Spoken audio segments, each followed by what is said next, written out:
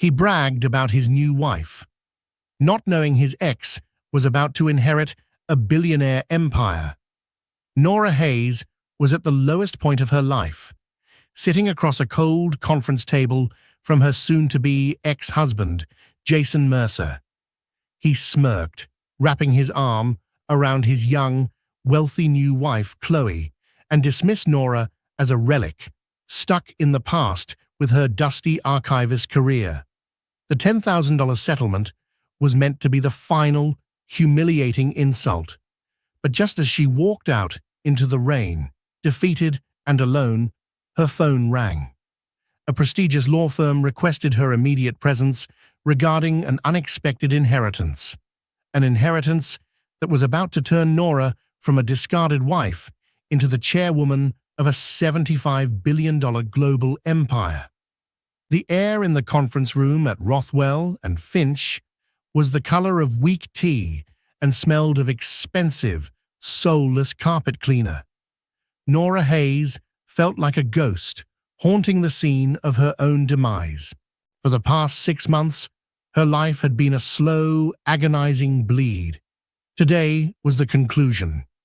Across the vast, polished expanse of the mahogany table sat Jason Mercer, the man who had once promised her forever and had instead delivered a meticulously itemized spreadsheet of their shared assets, heavily weighted in his favor. He wasn't alone. Clinging to his arm was Chloe, his upgrade. Chloe was a symphony in beige. Her cashmere sweater, her tailored trousers, her impossibly high heels, all in slightly different shades of cream and tan, a palette that screamed effortless wealth.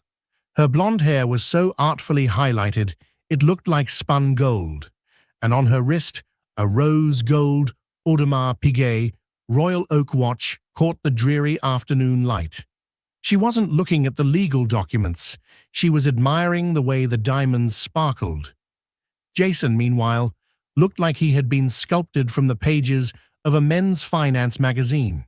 His Tom Ford suit fit him like a second skin, and he radiated the smug, unassailable confidence of a man who had just won. And he had.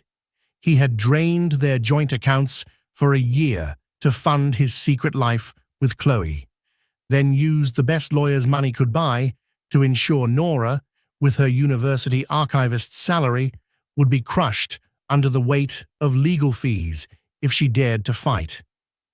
"Can we expedite this?" Jason asked, his voice a smooth baritone that Nora now recognized as a performance. He gestured vaguely in her direction. "Some of us have a Tula tea time at Winged Foot."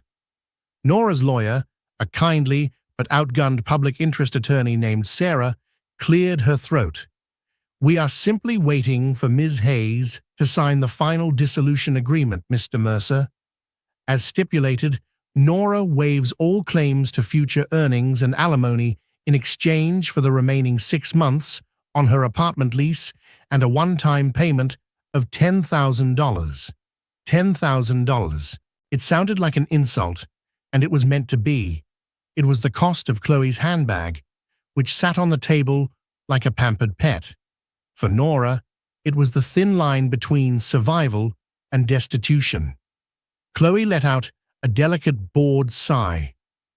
"Honestly, the things one has to sit through. It's all so archaic." She turned to Jason, her voice a sugary whisper, loud enough for the entire room to hear. "Darling, after your golf game, should we stop by the dealership? The new Porsche Taycan in chalk white is simply divine." Nora's hand, resting on the document, trembled slightly. They had test-driven a sensible Subaru the year before he left, and he told her they couldn't afford it. The lies were so numerous, so layered, they had formed the very foundation of their last years together. Jason leaned forward, fixing Nora with a look of profound, theatrical pity. "Just sign it, Ames. It's for the best. You can go back to your books, your dusty old manuscripts. It's where you belong." He lowered his voice, but the intent was for it to carry. "Let's face it, You were always more comfortable in the past. You're an archivist. You preserve things that are dead. It's what you do.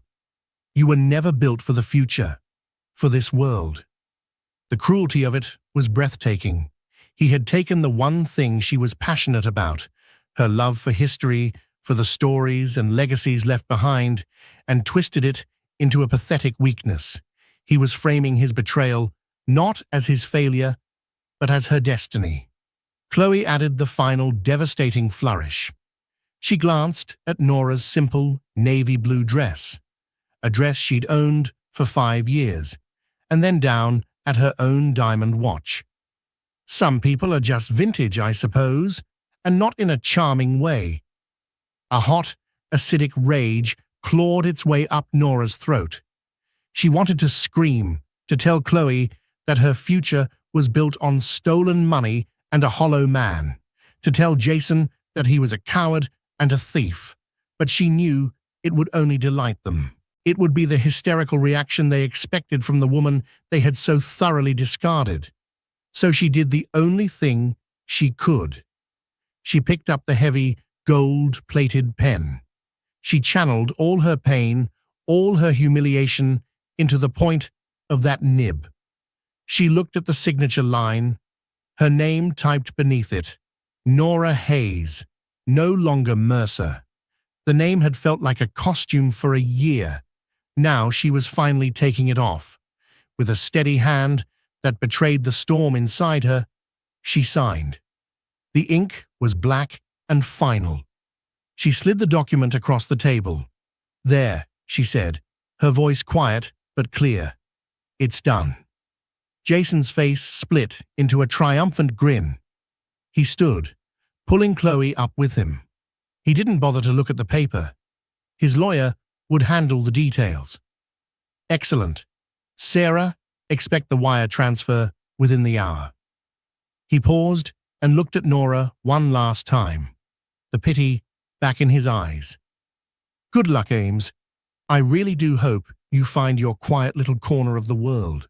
They swept out of the room, leaving behind the scent of Jason's Creed Aventus cologne and Chloe's cloying floral perfume, a cloud of expensive condescension. Nora sat there, hollowed out, the $10,000 settlement feeling like 30 pieces of silver. Sarah patted her shoulder. "You were incredibly dignified in there, Nora." Dignified? She felt like a historical document that had just been declared irrelevant and scheduled for incineration. She gathered her worn leather satchel and her coat. She was alone, with 6 months to find a new place to live, a pittance to her name, and a future that felt as gray and empty as the New York sky outside. Her phone, a 3-year-old model with a web of cracks across the screen, buzzed in her pocket. It was a blocked number, probably a spam call trying to sell her an extended car warranty she didn't have. She almost ignored it, but on a whim, she answered, her voice a hoarse whisper. "Hello, am I speaking with Miss Nora Hayes?" The voice on the other end was deep, formal, and resonated with an old-world authority. It was the voice of someone who measured time in generations, not tea times. "Yes, this is she. Miss Hayes, my name is Alistair Finch. I am a senior partner at Sullivan & Cromwell. I am calling you on behalf of the estate of the late Mr. Silas Blackwood. It is a matter of the utmost urgency that I meet with you today. Could you be at our offices at 125 Broad Street within the hour?" Nora's mind short-circuited. Sullivan & Cromwell. That was one of the most powerful, prestigious law firms in the world. And Silas Blackwood, the name was a ghost from her childhood. He was her grandmother's estranged brother, a reclusive, almost mythical figure she had met exactly once at a family funeral when she was 10. He had been a tall, austere man with eyes that seemed to see right through you. He'd asked her what book she was reading, and when she'd shown him a history of the Romanovs, he'd simply nodded, said, "Legacy is a burden," and walked away. She hadn't seen or heard from him since. I think you have the wrong person," she stammered. "My great-uncle and we didn't know each other." "Miss Hayes," the voice said with a tone of unshakable certainty, "I can assure you I do not have the wrong person. 1 hour. My assistant will meet you in the lobby." The line went dead. Nora stared at her cracked phone, her heart starting to pound a strange new rhythm. Silas Blackwood, Sullivan and Cromwell. It was nonsensical, a bizarre cosmic prank on the worst day of her life. But then Jason's final words echoed in her ears. "You were always more comfortable in the past." A tiny, unfamiliar spark ignited in the hollow space where her heart used to be. For the first time all day, it wasn't despair. It was a flicker of defiance. The taxi ride from the sterile midtown office of Rothwell and Finch to the imposing heart of the financial district felt like a journey across a chasm. Each click of the meter was a reminder of her precarious financial state, the $10,000 settlement shrinking with every block. Nora watched the city blur past, a rain-streaked canvas of grey and neon. She was operating on a strange, detached autopilot, driven by a force she couldn't name. It was the same instinct that made her, as an archivist, follow a faint trail of ink on a forgotten map, a curiosity that momentarily overrode the crushing weight of her reality. When the cab pulled up to 125 Broad Street, a gleaming tower of black glass and steel that seemed to pierce the low-hanging clouds, she felt a fresh wave of intimidation. This was the world Jason aspired to, a world of titans who didn't need to flaunt their watches because they owned the companies that made the steel. She paid the driver the fare, making her wince, and stepped onto the rain-slicked pavement. Before she could even process where she was going, a woman in a razor-sharp charcoal suit stepped out from under the building's awning. "Ms. Hayes," the woman asked, her smile polite but devoid of warmth. "I'm Clara, Mr. Finch's executive assistant. He's expecting you." Clara led her through a lobby of soaring marble and hushed, purposeful silence. The air here was different, cool, filtered, and smelling faintly of power. They bypassed the main security desk and were escorted to a private elevator bank.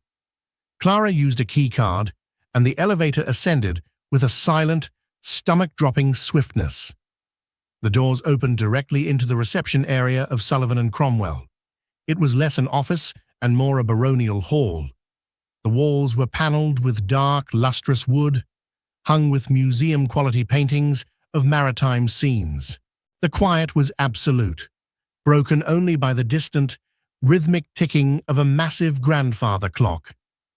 "Mr. Finch is in the main conference room," Clara said, her heels making no sound on the plush deep blue carpet. She led Nora to a set of imposing double doors and opened one for her. The conference room was vast. One entire wall was a floor-to-ceiling window, offering a breathtaking panoramic view of the New York harbor and the Statue of Liberty. In the center of the room was a table that looked like it had been carved from a single, gargantuan piece of obsidian. At the head of the table, silhouetted against the dramatic sky, stood a man who perfectly matched his surroundings. Alistair Finch was in his late 60s, with a mane of silver hair, a neatly trimmed beard, and piercing blue eyes.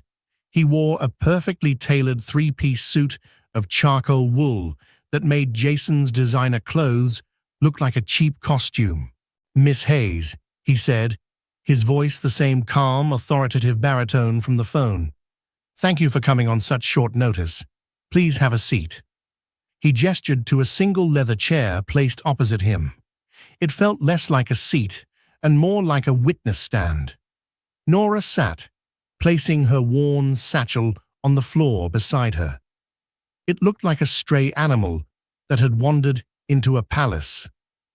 "Mr. Finch," she began, her voice trembling slightly. "I have to say again, I'm almost certain there's been a mistake. My great-uncle Silas disliked small talk, rarely attended family functions, and hadn't been seen in public since 1998. Mr. Finch finished for her, a flicker of a smile touching his lips. "I know. I was his attorney, his confidant, and one of his very few friends for the last 40 years, and he spoke of you, Miss Hayes, not often, but with a specific and notable interest." Nora was stunned into silence. "He knew you'd chosen a life in academia," Mr. Finch continued, his gaze steady and assessing. "He knew you became an archivist. He once told me, 'Nora preserves legacies. The rest of the world just consumes them.' He admired that. He saw it as a sign of character, a quality he found to be in tragically short supply. He knew about my work. The thought was both baffling and strangely touching. A silent, invisible patron she never knew she had. Silas knew a great many things, which brings us to the purpose of this meeting." His expression turned solemn. "I'm afraid I am the bearer of sad news. Silas passed away peacefully in his sleep 3 days ago. He was 98 years old. His instructions upon his death were explicit and absolute. The first was to seal his estate from all outside inquiries. The second was to contact you." He reached for a thick, leather-bound portfolio on the table and opened it. "This is a certified copy of Silas Blackwood's final will and testament, executed 6 months ago." Nora's heart hammered against her ribs. This was real. This was happening. A dizzying image of Jason and Chloe at their golf club laughing flashed through her mind. Did he leave me something?" she asked, her voice a whisper. "A small keepsake? An old book? A few thousand would be a life-altering miracle right now." Mr. Finch didn't answer directly. Instead, he looked at her with an intensity that seemed to penetrate her very thoughts. "Miss Hayes, to understand Silas, you must understand his life's work. He was the founder and sole owner of Ethelred Global." Nora vaguely recognized the name. It was a massive, privately held conglomerate, a shadowy giant in the worlds of energy, logistics, and technology. They were notoriously secretive, never appearing in the flashy business magazines. Their power was quiet, foundational, and immense. "Ethelred is not a public company," Mr. Finch explained. "As such, its value is not subject to market whims. However, a recent internal audit places the conservative net worth of its holdings at approximately $75 billion. The number hung in the air, so vast and abstract it seemed to suck all the oxygen from the room. Nora felt lightheaded. She gripped the arms of the chair to steady herself. Mr. Finch continued, his tone never wavering. "Silas had no children. His other relatives are distant cousins, to whom he has left modest but generous trusts. He believed that inherited wealth without purpose was a corrupting plague. He wanted his empire, his legacy, to be stewarded, not just spent. He wanted someone with a sense of history, of duty, someone who understood that the past must be preserved to build a worthwhile future." He slid a single sheet of heavy, cream-colored paper across the polished table. It was a handwritten letter. The script was spidery, but forceful. "Nora," it began, "if you are reading this, my account is closed. Do not mourn me. 98 years is more than enough. I met you only once, but I never forgot the girl reading about fallen empires while the rest of the family gossiped. I have followed your career from a great distance. You chose a noble, quiet, and unprofitable profession. You chose legacy over currency. For that, you have earned my respect, and now, my burden." Nora looked up from the letter, her eyes wide with disbelief. Burden, read the rest. Mr. Finch urged gently. Ethelred Global is a powerful beast, and it is surrounded by jackals who would tear it apart for scraps. I am not giving you a treasure chest, my dear. I am giving you a throne and a kingdom full of courtiers and assassins. They will see you as weak, an anomaly. They will test you. Do not let them. Your skills as an archivist are more valuable than any MBA. You know how to find the truth buried in mountains of paper. You know how to spot a forgery, and you know the value of a story that has endured. This company is my story. Do not let them erase it. He had signed it simply, Silas. Tears pricked at Nora's eyes. This man she barely knew had seen more in her, understood more about her than the man she had shared a life with. Mr. Finch let the weight of the letter settle before he delivered the final, earth-shattering statement. Miss Hayes, Nora, Silas Blackwood has named you the sole beneficiary of his entire estate. You are the new owner of Ethelred Global and all its assets, real and intellectual. You have inherited his fortune, his company, his legacy, his burden. The world tilted on its axis. The view of the harbor outside seemed to rush towards her and then recede. It was a dream, a hallucination brought on by grief and stress. No, she whispered, shaking her head. That's impossible. I have $10,000 to my name, and 6 months before I'm homeless. I catalogue 19th century correspondence for a living. And that, Mr. Finch said, his voice softening with the first hint of warmth, is precisely why he chose you. But there is a condition, a crucible, as he called it. Of course, there was always a catch. Silas knew the board of directors would try to devour you. He did not want you to simply liquidate the assets and retire. The will stipulates that for you to inherit the estate unconditionally, you must assume the role of chairwoman of the board of Ethel Global, and you must hold that position successfully, fending off all challenges for 1 full calendar year.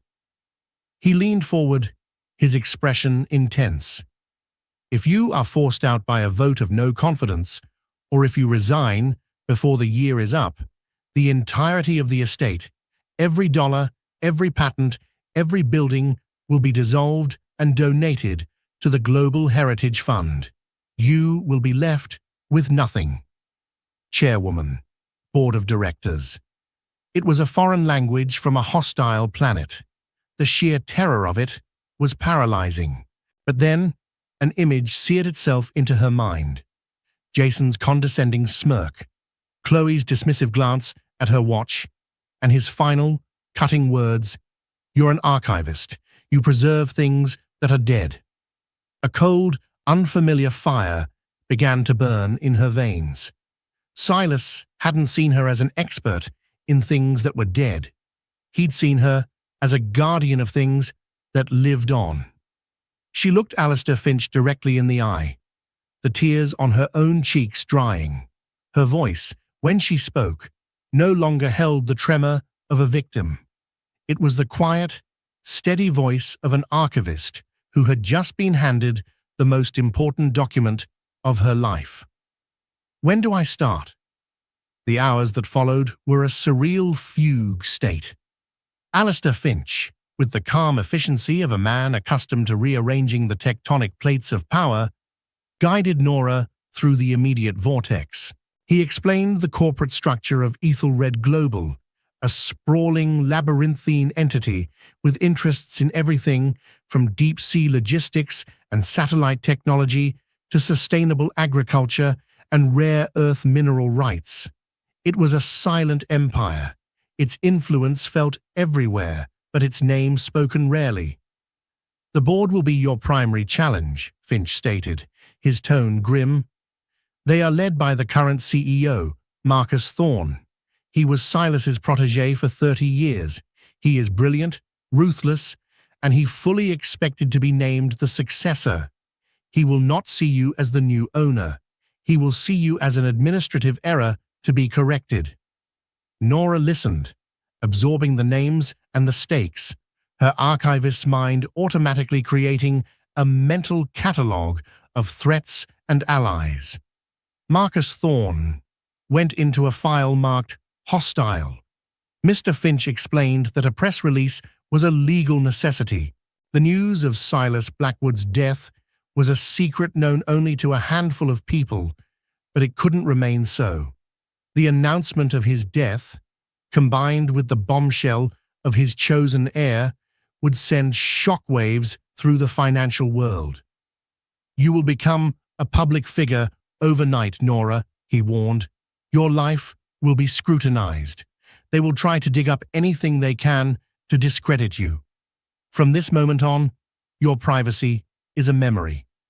He arranged for a car to take her back to her apartment in Queens. Not a taxi, but a black, armor-plated Mercedes Maybach that moved through the city traffic with the silent, inexorable force of a shark. The driver, a stoic man named David, held the door for her as if she were a head of state. The ride was silent. Nora stared out at the city, but she didn't see the familiar landmarks. She saw a chessboard, its pieces vast and terrifying, and she had just been placed in the position of the queen, vulnerable and all-powerful at once. When she arrived at her modest pre-war apartment building, the familiar comfort of its worn lobby felt alien. Inside her apartment, the silence was deafening. The ghosts of her life with Jason were everywhere. The indentation in the sofa cushion where he always sat, the empty space on the bookshelf that used to hold his finance textbooks. For 10 years, this place had been a home. For the last 6 months, it had been a prison of memories. Now, it was a museum exhibit of a life that no longer existed. She sat on her sofa, the one with the slightly frayed armrest, and pulled out Silas's handwritten letter. She read it again, and then a third time. "Your skills as an archivist are more valuable than any MBA. You know how to find the truth, buried in mountains of paper." It wasn't just a validation, it was a mission statement. He had given her not only his fortune, but the very lens through which to wield it. Her cracked iPhone buzzed. It was a text message from Jason. "Hey, hope you're okay. Sorry if Chloe came off a little strong. She's just excited about our future. LMK, you got the wire transfer. Drink sometime, for old time's sake." The condescension was a physical force pressing down on her. The offer of drinks was a final pat on the head, a gesture of magnanimity from the victor to the vanquished. He wanted to ensure she would fade away quietly. She didn't reply. She held her finger down on his contact and with a sense of profound finality, deleted it. The next morning, the earthquake struck. As instructed by Mr. Finch, Nora had put her old phone on silent. He had provided her with a new, encrypted device, along with a laptop and a secure login to the Ethelred Global Archives, a digital treasure trove of the company's history. At precisely 9:01 a.m., the financial world convulsed. The press release from Sullivan and Cromwell went live. Silas Blackwood, founder of Ethelred Global, dead. Estate names University archivist Nora Hayes as sole beneficiary and new chairwoman. Nora's old phone began to vibrate on the coffee table. It didn't just buzz, it danced, skittering across the wood like a panicked insect. The screen lit up with a cascading waterfall of notifications from news apps, social media, and a flood of calls from numbers she didn't recognize. The first call she answered on her new phone was from her mother in Ohio, her voice a frantic squeak of disbelief. "Nora, is it true? The news, they're saying you... Oh my lord, they're saying billions. Is this some kind of terrible joke?" Nora calmed her mother, promising to explain everything later. The second call was from her sister, a high school teacher in Chicago, who was just screaming with a mixture of shock and joyous laughter. Then a call came into her old phone, from a number she still knew by heart. Jason. She stared at the screen, her thumb hovering over the decline button, but a different instinct took over. The same instinct that had made her accept Mr. Finch's challenge. She needed to hear it. She needed to archive this moment. She answered, but said nothing, listening to the static on the line. Nora? Nora, thank God. Are you seeing this? Is this real? It's on every terminal on the trading floor. Bloomberg, Reuters, they're calling you the archivist Hayes. What the hell is going on? His voice was a frantic, high-pitched mess, stripped of its usual smooth composure. It's real, Jason, she said, her voice a calm, flat C. A beat of stunned silence, then the sound of a sharp, ragged breath. Oh my God, he whispered. His tone shifted instantly, becoming slick, conspiratorial, urgent. Okay, listen to me, Nora.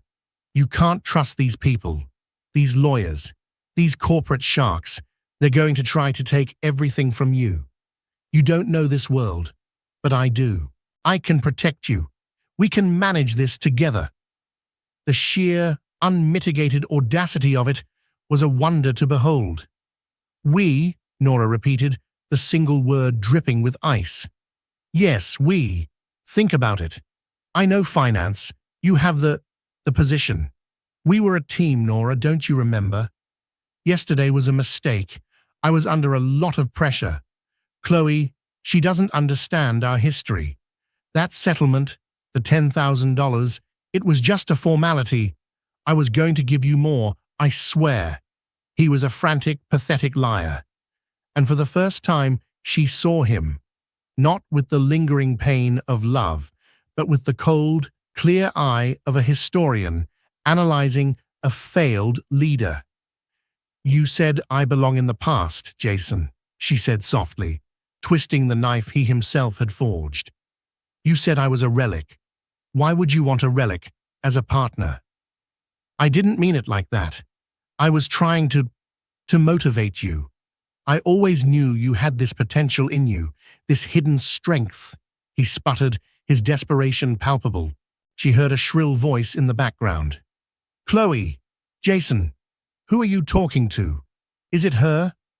What is going on? My mother just forwarded me an article from the Daily Mail. Just a second, honey, Jason hissed, his hand failing to muffle the sound. Nora, listen to me. We have to meet tonight. We can fix this. I can fix this. I'll get rid of Chloe. It was always you, Nora. It was always you. The last vestige of her heartbreak, the lingering ghost of the love she'd had for him, evaporated in that moment, incinerated by the raw heat of his greed. He hadn't just betrayed her, he had never even known her. Goodbye, Jason, she said, her voice devoid of all emotion. No, wait, Nora. Don't hang up, we can be powerful, more powerful than you can imagine. Nora. She ended the call. Immediately, he called back. She declined. He called again. She powered the old phone down for the last time. She stood up and walked to the window. Outside her building, a news van from Channel 4 was pulling up to the curb. A reporter was already setting up a camera. The siege had begun. Her old life was over. It had been signed away yesterday, but only now was it truly gone, burned away by the rising sun of her new reality. She was no longer Nora Hayes, the jilted wife. She was Nora Hayes, the chairwoman of Ethelred Global, and she had an empire to learn. The days that followed were a crucible. Nora's quiet Queen's apartment became a gilded prison, besieged by a relentless horde of reporters and paparazzi. Alistair Finch, anticipating this, orchestrated her extraction with the precision of a special forces operation. In the dead of night, She was moved into a sprawling, multi-floor residence at the top of the Time Warner Center at Columbus Circle, an anonymous fortress of glass and steel with its own private entrance and security detail. The residence was a world away from her book-filled apartment. It was a minimalist masterpiece of marble, glass, and muted tones, with panoramic views of Central Park that felt more like a simulation than reality. It was beautiful, sterile, and profoundly lonely. It was Silas Blackwood's New York home, a place he hadn't visited in a decade. Nora's new life was a structured 18-hour-a-day immersion course in being a billionaire. Her mornings were spent with tutors, a retired Wharton professor for finance, a former diplomat for corporate governance, a stone-faced woman who taught her security protocols. Her afternoons were spent with Alistair Finch, dissecting the complex anatomy of Ethelred Global, but her nights were her own, and in the quiet solitude of her glass tower, she did what she did best. She went to the archives. The company's digital archives were her sanctuary. For hours, she would read through decades of board meeting minutes, project proposals, internal memos, and most importantly, Silas's private correspondence. She began to see the company not as a corporate entity, but as a living history. She saw the audacious risks Silas took in the early days, the betrayals he suffered, the loyalties he cultivated. She saw his vision evolve from a hungry, ambitious enterprise to a global power with a deep, almost feudal sense of responsibility. In his letters, she saw his growing disillusionment with the modern world's obsession with short-term profit. "They are dismantling the cathedrals to sell the stones," he wrote to a friend in one letter. And she saw the rise of Marcus Thorne, his name appearing again and again, first as a brilliant young analyst, then as a ruthless division head, and finally as the CEO, his memos growing increasingly focused on quarterly returns and shareholder value, a language Silas himself seemed to rarely use. She saw the slow, subtle shift in the company's soul. Her first board meeting was scheduled for the following week. Finch warned her it would be an ambush. "Marcus will try to make you look like a fool," he said during one of their sessions. "He will present something complex, something laced with jargon, and demand an immediate decision. He wants to prove to the board that you are an empty dress, a placeholder. Your first test is to not take the bait." The days leading up to the meeting were a blur of preparation. Nora barely slept, her mind a whirlwind of financial terms and corporate bylaws. The public scrutiny was relentless. Jason and Chloe had embarked on a full-scale media tour, casting themselves as the tragic, concerned loved ones. Page 6 of the New York Post ran a story with the headline, "Billionaire heiress mentally fragile, fears ex-hubby." In the article, a source close to the couple claimed Jason was worried the sudden wealth had caused a mental break and that he was exploring his options to protect her from herself. It was a clear public threat, the first move in a campaign to declare her incompetent. The morning of the board meeting, Nora stood before a full-length mirror. A stylist, hand-picked by Finch's office, had assembled a wardrobe for her. It wasn't flashy. It was armor, a tailored dark gray Armani dress, low-heeled but formidable Louboutin pumps, and her hair pulled back in a severe, elegant chignon. The woman in the mirror was a stranger, composed, formidable, and radiating a quiet power she didn't feel. When she walked into the Ethelred boardroom, on the 80th floor of their Wall Street headquarters, the effect was immediate. The room, a glass-walled can suspended above the city, fell silent. The 10 board members, a collection of grizzled industry veterans and sharp-suited financiers, stared at her as she entered. It was a unified, calculated display of intimidation. At the head of the table sat Marcus Thorne, He was in his late 50s, with a handsome patrician face, perfectly coiffed silver hair, and the cold, assessing eyes of a hawk. He didn't rise. He simply watched her approach, a faint, condescending smile playing on his lips. "Miss Hayes," he said, his voice a low, rumbling purr of command. "Welcome to Ethelred. We were all so surprised to hear of your appointment." The word surprised was laced with venom. He meant appalled. Nora walked to the empty chair at the opposite head of the table, Silas's chair. Mr. Finch took a seat slightly behind her, a silent, watchful presence. She placed her single, slim leather portfolio on the table, her hands steady, despite the frantic beating of her heart. She met Marcus Thorne's gaze directly. "Mr. Thorne, I'm sure it was a surprise, but here we are." Her calm, direct response seemed to momentarily throw him off. He had clearly expected a stammering, terrified librarian. He recovered quickly. "Indeed. Well, before we begin, I must speak for the entire board when I express our profound concern. Silas was a genius, but in his final years, his eccentricity was well documented. This, I'm afraid, seems to be his final and most damaging whim." A murmur of agreement went around the table. "Ethelred is not a university archive, Ms. Hayes," Thorne continued, his voice dripping with condescension. "It's a multi-billion-dollar global entity navigating complex, volatile markets. It requires a lifetime of experience, not a passion for dead languages." It was the bait. He was trying to get a reaction, to make her prove his point that she was an emotional amateur.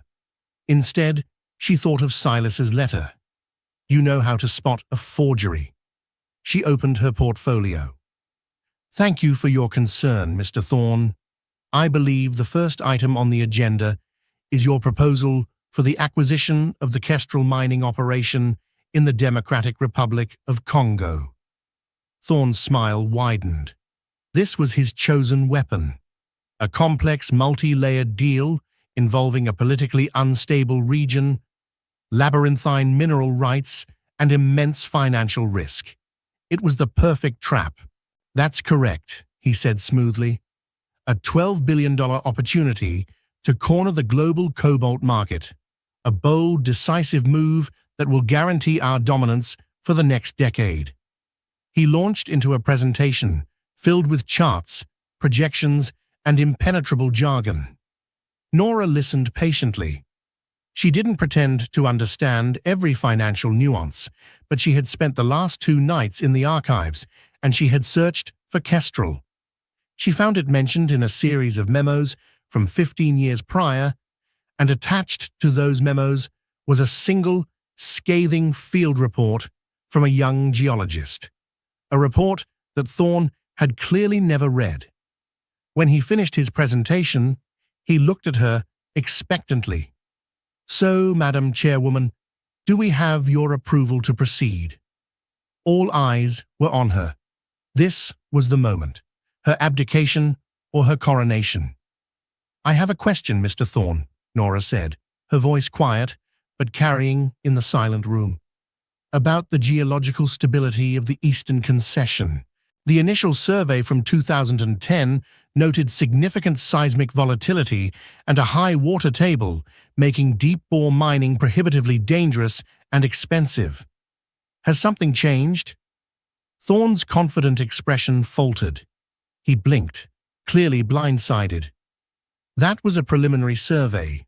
Our new data shows—" "I'm also curious about the political situation," Nora continued, pressing her advantage. "I read that the current Minister of Mines, Jean-Pierre Ambata, is the nephew of the general who led the 2015 coup in that province. A coup, I might add, that resulted in the nationalization of all foreign assets for 2 years. Is it wise to invest $12 billion in a country where our ownership is dependent on the whims of a single, notoriously corrupt family?" A wave of unease rippled around the table. These were risks the board members understood. Thorne had glossed over them, presenting the deal as a sure thing. Nora delivered the final, killing blow. But my biggest concern is this. She looked around the table. Silas Blackwood looked at this exact same deal 15 years ago. I found his notes on it in the archives last night. She paused for effect. He rejected it. His final comment on the proposal was a single sentence. Only a fool or a thief would build a palace on a fault line. The room was utterly silent. She had not used Thorne's language of profit and loss. She had used the language of the company's own history, the words of its founder, as a weapon. She had shown them that she was not just the new chairwoman. She was the keeper of the company's memory, its conscience. Marcus Thorne's face was a mask of cold fury. He had been publicly, humiliatingly outmaneuvered. Nora looked at him, her expression unreadable. The Kestrel acquisition is denied. Now, what is the next item on the agenda? She hadn't just survived, she had drawn first blood. The aftermath of the first board meeting was a quiet declaration of war. Marcus Thorne was too cunning to challenge Nora directly again. Instead, he began a campaign of subtle sabotage, a death by 1,000 paper cuts. Crucial reports for meetings would arrive at her office minutes before they began, giving her no time for review. He instructed his division heads to overwhelm her with technical data, hoping to bury her in jargon. He became a master of passive aggression, praising her fresh perspective in meetings while his allies on the board sighed and rolled their eyes. Simultaneously, the public war escalated. Jason and Chloe were no longer just tabloid curiosities. They were professional victims. They hired a high-powered Hollywood publicist and began a carefully orchestrated media blitz. They gave a tearful prime-time interview to Diane Sawyer, where Jason, his face a mask of sorrow, spoke of the Nora he once knew. She was this brilliant, gentle soul, he said, his voice thick with emotion. But this weight of responsibility, it's too much. I see her in these photos, and her eyes, they're like a stranger's. I'm not after the money. I just want the woman I love back from this corporate prison. Chloe, her hand resting on her barely perceptible baby bump, nodded sadly. We pray for her every night. The public narrative was insidious and effective. Nora was painted as a cold, isolated figure, a tragic prisoner in a glass tower, while Jason was the devoted ex-husband fighting to save her soul. It was a fairy tale in reverse, and the world was eating it up.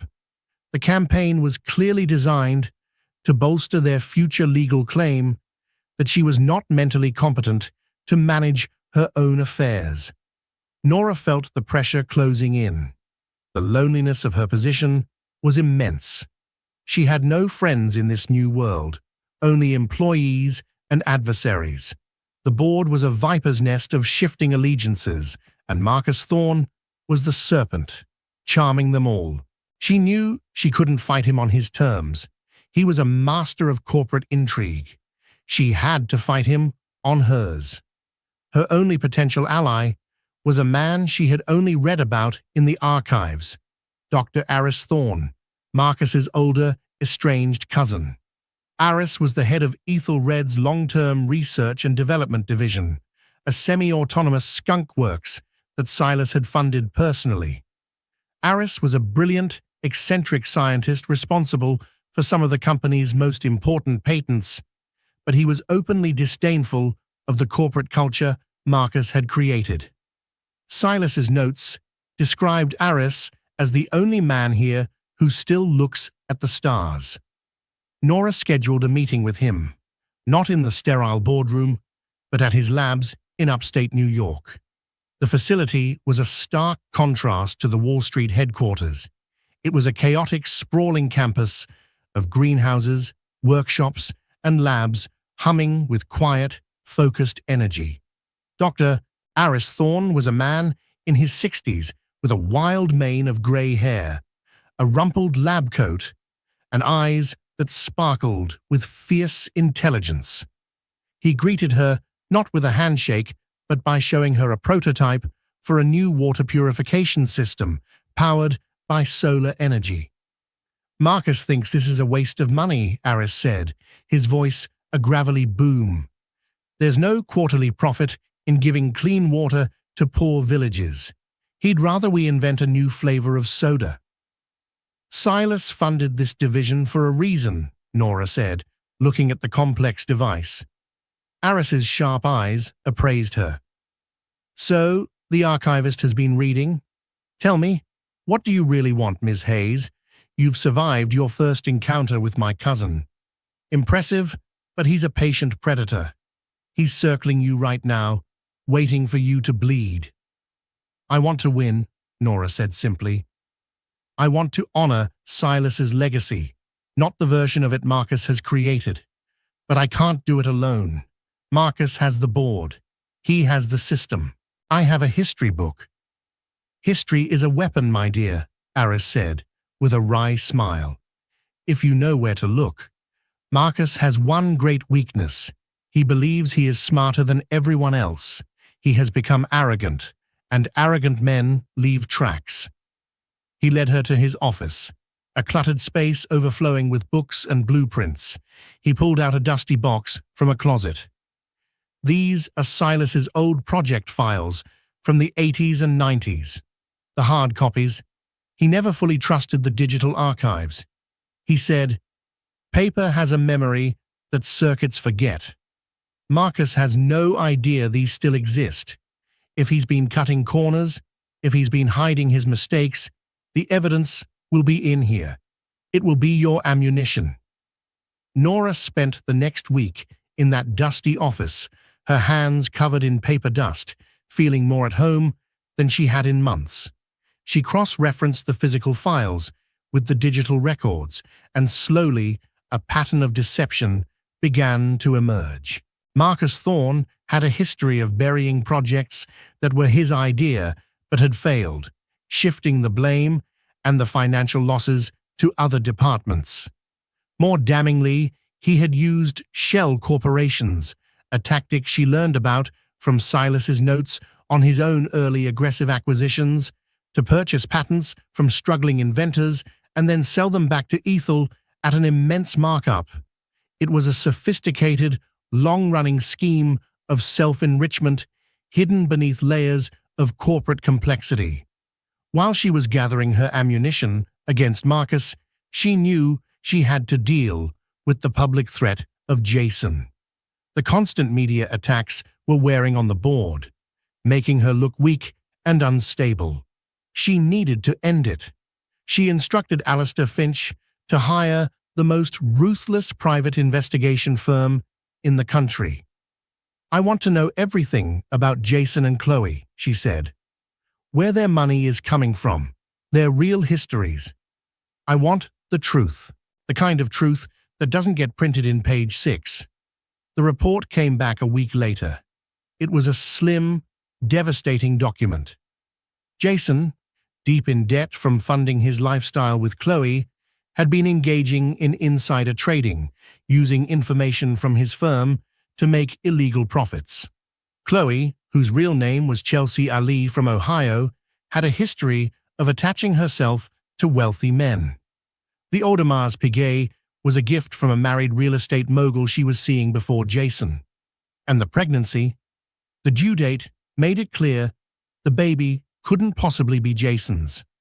The final piece of the puzzle was a series of wire transfers. A shell corporation registered in the Cayman Islands had been making regular, large payments to Jason. A shell corporation that Aris Thorne helped Nora trace back to a slush fund controlled by Marcus Thorne himself. It all snapped into focus. Jason wasn't just an opportunistic ex-husband. He was a paid operative. Marcus was financing Jason's public smear campaign to provide air cover for his own eventual corporate coup. He was fighting a war on two fronts, and Nora was the target. The cold rage that filled her was clarifying. They had all treated her like a character in a story they were writing. A tragic heiress, a fragile victim, an incompetent librarian. It was time for her to write her own ending. The perfect stage for the final act presented itself, the annual Met Gala. As a primary sponsor, Ethelred Global's table was a bastion of power, and Nora knew her adversaries would be there. Marcus Thorne would be holding court, and he would certainly have arranged for Jason and Chloe to attend.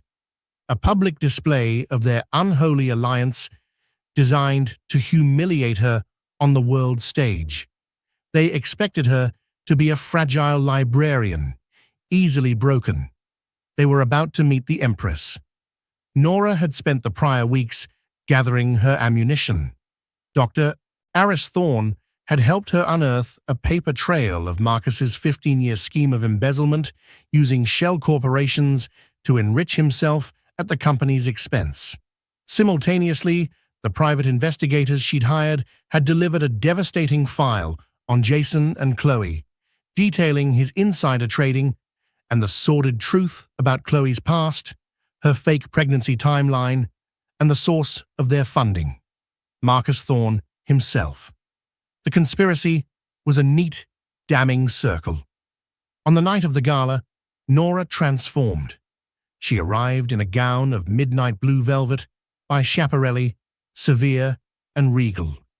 Around her neck was the Blackwood diamond, a flawless 50-carat stone that radiated a cold, blue fire. When she stepped onto the red carpet, the photographers, expecting a mousy archivist, were stunned into a frenzy. Inside, she found them exactly as she'd predicted. Marcus, Jason, and Chloe basking in the glow of feigned concern and real power. As she approached, a hush fell. "Nora!" Marcus boomed, projecting for the audience of onlookers. "So glad you came. Jason and I were just discussing how worried we all are." Jason stepped forward, his face a mask of sorrow. "Ames, you look tired. This is all too much for you." Nora let the silence hang for a moment before she spoke, her voice cool and clear. "That's touching, Jason, and I'm so glad to see you both looking so well. That must be quite a generous stipend Marcus is paying you from his Cayman Islands account, the same one he uses to launder the money he's been embezzling from Ethelred for 15 years. A collective gasp rippled through the crowd. Marcus's face turned to stone. Nora didn't pause. "As for you, Jason," she said, her voice dropping but losing none of its edge, "the SEC will be contacting your firm in the morning. Your friend at the hedge fund has already agreed to cooperate regarding your little insider trading scheme." Finally, she turned to Chloe, who was pale with shock. "And Chelsea," she said, using her real name like a weapon. "I do hope your actual baby daddy is prepared to foot your bills. Jason's accounts are about to be frozen. By the way, the Audemars Piguet is a fake, a good one, but a fake." She had not raised her voice. She had simply presented her research calmly and methodically, like an archivist presenting her findings. She turned and walked away, leaving a tableau of silent, stunned horror in her wake. Their lives and lies utterly dismantled in the heart of New York society. At the top of the grand staircase, Alistair Finch was waiting. "Checkmate, I believe," he said softly. The fallout was immediate and absolute. The morning after the gala, a ruined Marcus Thorne offered his resignation at an emergency board meeting. Nora refused it. "A resignation implies you have a choice, Marcus," she said, her voice cold, still steel. "You don't." The board voted unanimously for his termination for cause, and as security escorted him from the room, his corrupt era ended. Days later, Jason was indicted by the SEC. His public persona shattered alongside his finances. The year that followed was one of profound transformation. Nora didn't just run Ethel Global, she curated it. She steered the corporate giant toward purpose-driven profit, launching the Silas Blackwood Foundation for Historical Preservation and fully funding Dr. Aris Thorne's Clean Water Initiative. She proved that integrity was not a liability, but Ethelred's greatest asset, earning the deep respect of a once skeptical financial world. A year and a day after her life was upended, she stood in the newly dedicated Silas Blackwood reading room at the New York Public Library. "He would be so proud of you," Alistair Finch said quietly beside her. Nora watched a young girl in a corner, completely absorbed in a history book, and understood her true inheritance. It was never the money, it was the strength she had discovered within herself. Jason had called her an archivist of the dead, a relic stuck in the past. He was wrong. She was a guardian of legacy, using the wisdom of history to build an enduring future. Her work was just beginning. Nora Hayes proved that the quiet virtues of integrity and historical wisdom are infinitely more powerful than corporate greed. She used her unique skills not just to survive, but to dismantle two conspiracies, one professional and one personal, showing that true power is held by the most prepared. What did you think of Nora's epic takedown at the Met Gala? Was it the perfect revenge, or would you have handled Marcus Thorne and Jason differently? Let me know your thoughts in the comments below. If you were inspired by Nora's incredible journey from heartbreaking betrayal to leading a global empire, please show your support by hitting that like button and sharing this story with anyone who has ever been underestimated. Don't forget to subscribe and ring the notification bell so you don't miss the next dramatic tale of vindication and triumph. Thank you for listening.